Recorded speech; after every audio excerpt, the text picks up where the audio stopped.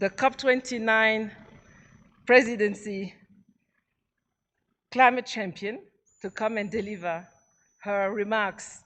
She is a woman who's my dear friend, really fighting for the private sector, the SMEs, the informal sector, micro, small enterprises, and we're really thankful for your leadership and also in the policy arena. It's very important. Whatever we do, we need to have the legal framework as pushing forward. The floor is yours for your remarks. Over to you.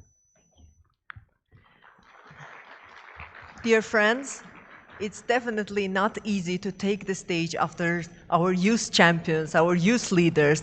Marcel, Leila, you are brilliant. Thank you so much for your leadership, for your power, and for your enthusiasm. We need that, and I wish you all the best. Excellencies, distinguished guests, ladies and gentlemen, it's an absolute honor to represent COP29 presidency at second Climate Week of the year here in beautiful Addis Ababa. This important week is a continuation of a marathon with a finish line in Belém. Let me start by sincerely thanking the government of Ethiopia for their warm hospitality and the excellent organization of Climate Week. I am thrilled to be here and to learn more about the amazing country of Ethiopia, the place where humankind was born. We deeply appreciate the dedication of UNFCCC Secretariat for convening this important gathering here. Excellencies, the world today is unbalanced and fragmented. It's filled with mistrust, conflict, and sovereign egoism. With this in mind, it is doubly important that we manage to collectively take a number of historic decisions at COP29. We delivered groundbreaking decisions with the potential of promising results for climate action. We were guided by the principle of fairness to all and supporting the most vulnerable and least equipped to respond. We did our best to make sure that COP29 becomes a platform where the voices of Global South are heard, and at the same time, the goals of COP remain in the focus of the work we do. COP as a process is unique as it spans over decades and continents. It is the largest systemic attempt by the humanity to curb its egoism and come up with a joint plan based on accountability and self-constraint. To succeed, COP process needs not only finance and time, it needs fair play and it needs honesty of stakeholders.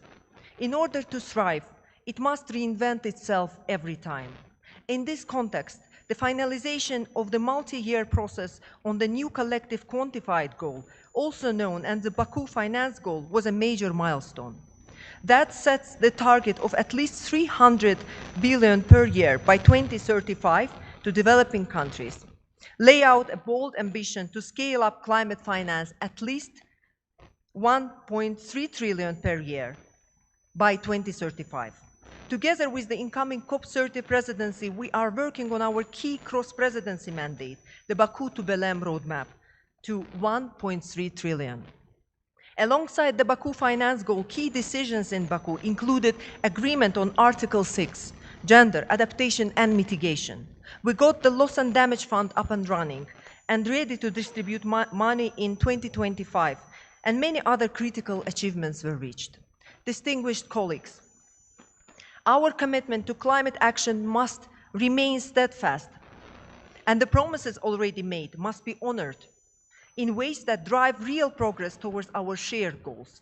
We must lead by example, demonstrating how both small and large nations can collaborate effectively under clear and fair set of rules.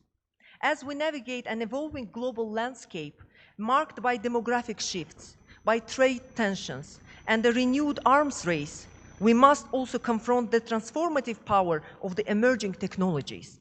In particular, the ongoing revolution in artificial intelligence presents both immense opportunities and serious risks.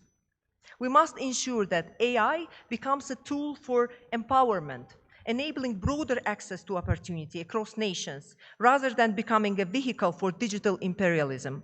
I firmly believe that technological advancements hold the key to revitalizing the green agenda. Innovation driven by human talent and new economic opportunities should be our focus, rather than relying solely on regulation and restrictions. In this context, among many more steps, we need donor countries to set out how they are going to contribute their fair share toward mobilizing the 300 billion by 2035 that they promised in Baku. This is essential to maintaining confidence in the multilateral process. We need everyone to pursue the highest possible ambition in the next round of NDCs. However, these new NDCs must not become mere aspirational documents. They should set out concrete, implementable targets, advancing the goals of the Paris Agreement. In this pivotal moment, it is imperative that the commitments made in Baku and prior are honored, lessons are learned in the fight against climate change and its devastating impacts, ensuring that no one is left behind. Ladies and gentlemen, I would also like to mention that COP29 presidency is hosting events on the margins of this climate week, with particular focus on Africa. Among this is a high-level event dedicated to addressing Africa's special needs and circumstances, which will take place on September 6th here in this building. This event is in line with the commitments made by COP29 presidency to raise awareness of Africa's unique challenges throughout the year. We look forward to welcoming your honorable delegates there as well.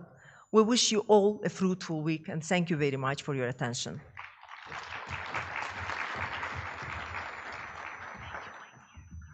Thank you so much. And you said it, if you don't make the strategy, you will be, if rather you